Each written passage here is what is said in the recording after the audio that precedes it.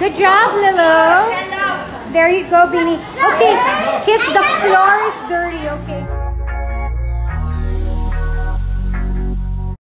Nagpakitang gilas nga ang anak ni Andy Eigenman na si Lilo sa Eigenman family. Ibinahagi nga ni Lilo ang kanyang natutunan sa kanyang gymnastic class. Ipinakita nga nito na marunong na siyang mag-split at kayang-kaya na nga niya ito. Nakakatuwa naman nga na sa edad ni Lilo ay kayang-kaya na niyang mag-split. Isa nga ito sa natutunan ni Lilo sa kanyang gymnastic class. Ako ang may-ari ng McDo this evening. Di ako mapagsabihan ni Kuya Guard sa gulo nila. Nakakatuwa nga na nagkakagulo ang Eigenman family dito sa McDo at dito nga sila nag-order ng kanilang ice cream na kinain. Do it again, Theo. Alright. If I wasn't wearing a skirt, I'd do that also. I can do it. You can do a cartwheel. I can do a cartwheel. Good job, Lilo. There you go, Beanie. Okay, kids, the floor is dirty, okay? Come on, get up. Tapos naman nga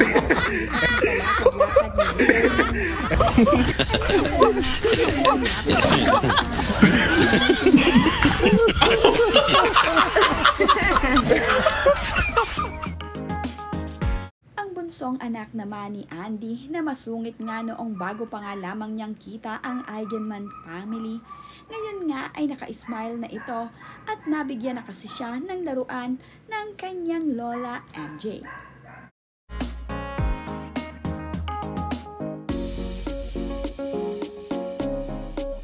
Naman.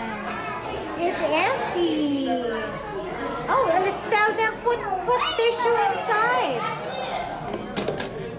Oh no! Oopsie! Oopsie! Oh, let's put it back inside. Put it back inside. Yay! Shake, shake, shake!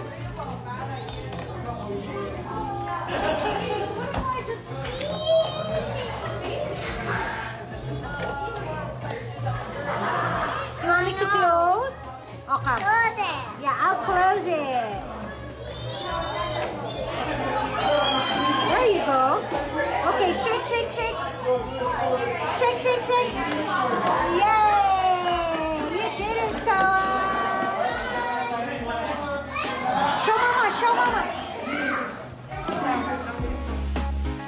Matapos ngang mabigyan si Koa ng laruan ng kanyang lola MJ, ay nagiging mabait na nga ito at hindi na nagiging masungit.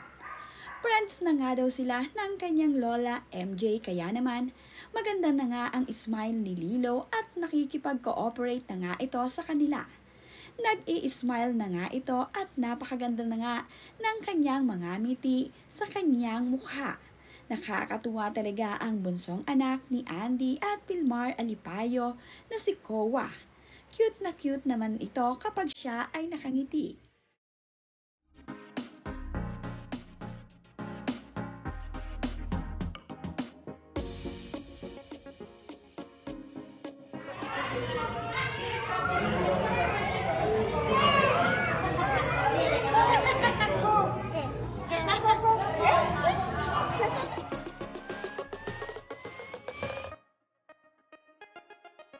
Madali naman palang kunin ang loob nitong si Koa, mabigyan nga lamang ito ng toy, ay nagiging mabait na ito at hindi na nga nagiging masungit. Kaya naman, ang ganda-ganda ng smile nito dahil mayroon nga siyang new toy ngayon na kanyang pagkakaabalahan.